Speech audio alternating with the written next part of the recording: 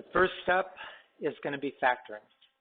Again, because we've been told we don't need to factor sums or differences of cubes, it means all the kind of factoring we're going to do are like chapter 5 factorings, right? Remember the kind of factorings that we did then.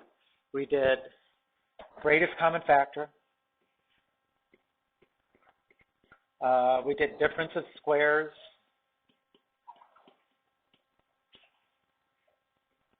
And we did the trinomial. Remember, in our class, for Connor and Riva, you weren't here, but I like to say quadratic.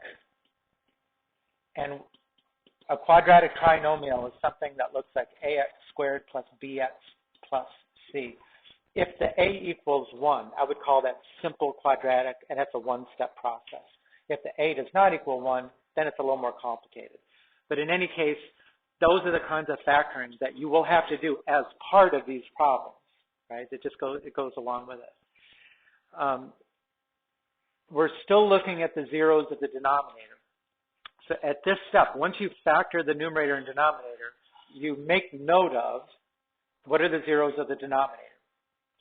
Then we look to cancel the common factors, meaning factors that appear in the numerator and the denominator, cancel them out. And then we state the restrictions. The restrictions are like the points of discontinuity or vertical asymptotes when we dealt with functions.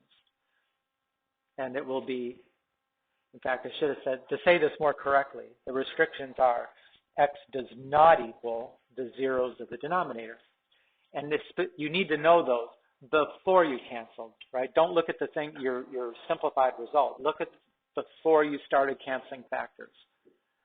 Those are what we call restrictions.